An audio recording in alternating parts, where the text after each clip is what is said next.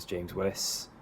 I am based currently in Churchill Gardens, which is in Zone 1 in central London, and I am part of a missional community called Heaven's Gate Mission, which you can find out more by going on our Facebook page, just typing in Heaven's Gate Mission. But basically we are running a worship community on the estates and working in the local schools and running community events and initiatives to most of all help people to understand who Jesus is, but also offer support and help in our local area.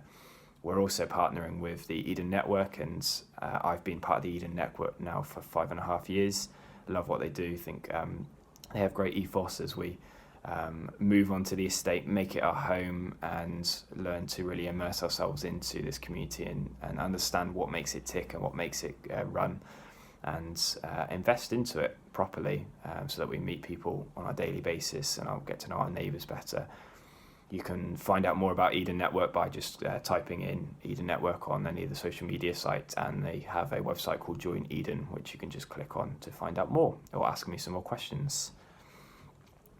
So yes, obviously we are looking through Proverbs. I just want to thank Adam for setting this up. I think it's a great idea, really good to encourage each other, and I'm looking forward to seeing everyone's talks and what everyone's going to bring in different chapters. I mean, I've enjoyed going deeper into the chapter myself and having to push myself to find out what God's saying in this chapter. So today I'm looking at Proverbs 3, and just like Adam says, just want to encourage you to maybe pause the video right now and go and read the chapter for yourself and just ask God, what are you speaking to me through this? And actually you may just get something that's completely different to what I'm going to say, and you may just ignore what I'm going to say, and that's totally fine. And just write down what you feel maybe God's speaking to you in this time. But I'm just going to share a little bit what maybe God spoke to me in this, and hopefully this can be helpful for you. So yeah, chapter 3. I read from the NIV version, and in my NIV Bible, the chapter kind of heading is Wisdom Bestows Well-Being. That's wisdom bestows well-being, and you may have heard the word well-being being used quite a lot recently. The governments would have used the word well-being quite a lot. Mental health charities would have used it, and you may see it all over social media as well. Well-being is obviously a very important thing right now as we are going through a very difficult time through this COVID-19 pandemic, and we need to really look after ourselves. And that's kind of what well-being is. I think it goes deeper than that, but in the simplest form, it's looking after ourselves. How can we look after ourselves? And I think this is really obviously very prominent for now, and really important for us to understand. Well-being, I think, has lots of different meanings and understandings. I think some people think it's just about feeling good, but we realise that everyone has a different understanding of what good really is. I think even now, as I said that, you're probably now thinking, what do I think is good? What does that look like to me? And everyone has an idea of what they think they should be. And isn't that such a thing where we always find that we can never live up to? I mean, I find that a lot of the times. But I think also well-being is kind of how we respond when we're feeling down, and how do we respond through tough times.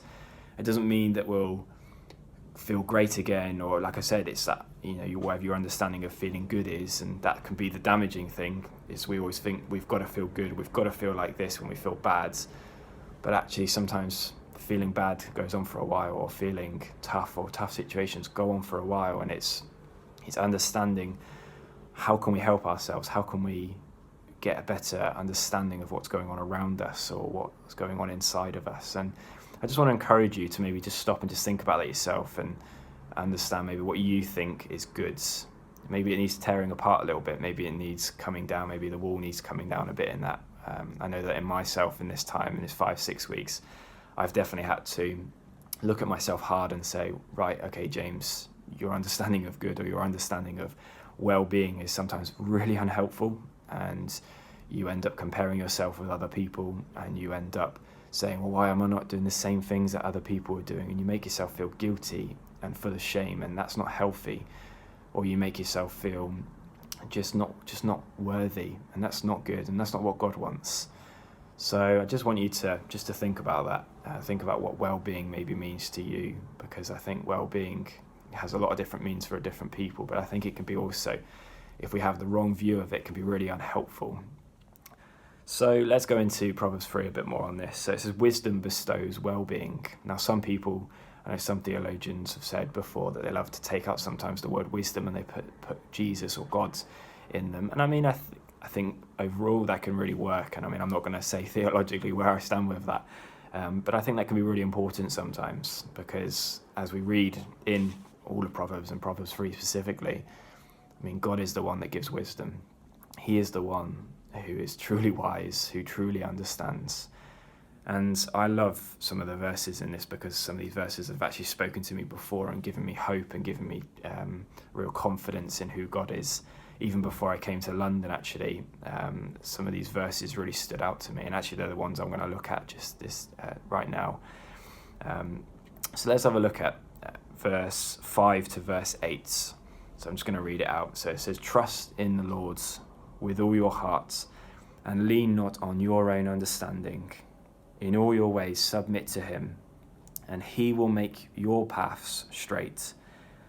Do not be wise in your own eyes. Fear the Lord and shun evil. This will bring health to your body and nourishment to your bones. And I love this, because I was at a time where I really needed to trust in God. I didn't know where I was going to go next. And I said to God, okay, God, I really want to go here. I really feel this is where you're guiding me, but I don't know. I need to trust in you. And I mean, we're all in a time right now, whatever situation you find yourself in, if you're out of work or if you're waiting to go back to work, maybe you've lost your job, maybe you're, fearful of health, maybe you've got some health conditions, maybe, you don't know what's going on with your church ministry or whatever it may be, and you may be just really worrying at the moment and kind of wondering what is going on. And you may be seeing other people who are doing great things, who may be other churches which are doing fantastic things around the country. And I want to give them a good shout out and say, wow, well done guys, you're doing amazing things. And obviously we all want to do the best we can do. And I think that's important. Don't lose that. Don't lose motivation, don't lose inspiration. Keep finding ways to do that. But make sure it doesn't become guilt-ridden or full of shame or even unachievable or unrealistic. How many times do we make things unrealistic? Sometimes we can make situations seem just really hard for ourselves, because we think this is what should be happening, but actually, really, when we think about it, it's not as easy as that. Maybe there's a certain circumstance that's going on and you want to go and help out, but you just can't help out. Or there are certain people that you want to go and see right now, but you just can't go and see them. Or there's certain initiatives that you want to launch right now, but you can't launch them sometimes. Sometimes you can. And it's great seeing people's skills online and things they're able to do in churches that are doing fantastic things online. And great, not every church or every organisation has people who are skilled online, and that can be a real difficulty as well. So a lot of people are having to learn new skills. But I just want to say, don't compare yourselves. Don't compare yourselves with other people. Just ask God, what gifts have you got right now, and what are the opportunities around you? And they may seem really small, but can I just say, don't call them small. I just said they're small because we all think sometimes they're small, but let's not call them small, because actually they can be so significant. If it's just catching up with one person over a phone call, or not bumping into them, because you've got to keep your 2 meters distance, but talking to someone in a shop or meeting new people. In the past couple of weeks, I've met a couple of people that I've never met before, and just chatting with them on the street, and people want to talk, and I love that. And I've had some fantastic conversations with them, and I'm really encouraged by those things. Sometimes God will work in the simplest of ways. Sometimes he'll work in really amazing, big ways. But let's not compare that with everyone else that's gone. Let's celebrate what they're doing. Let's thank God for what they're doing. But maybe we're not in that right place to do that. Wherever your situation is, I know I'm maybe speaking more of a church context here, but whatever that situation is, don't compare yourself in an unhelpful way, because I think that's here. Don't lean on your own understanding, is what it says here. How many times do we all think we have wisdom, or we all think we have the right ideas sometimes, and sometimes we do. Sometimes they're really unhelpful, and we need to learn to pick those out a bit more and make sure we're not condemning ourselves or putting guilt on ourselves where we don't need it. It's tough. This is a tough time, and we don't need to make it tougher for ourselves, but we need to see the opportunities and see the hope and see the light in this time. So I want to encourage you to pray about it yourself. Go and think about it. Talk about it with your church family, with your team, with your friends. Maybe write it up. Just write what those opportunities are, and make achievable goals each day. Make goals that are going to be good for you, not unhelpful for you. Don't let laziness come in, and don't let unmotivation take you. Keep going. But also, if you're on a really tough time, talk to people about it. I'm happy to talk to anybody.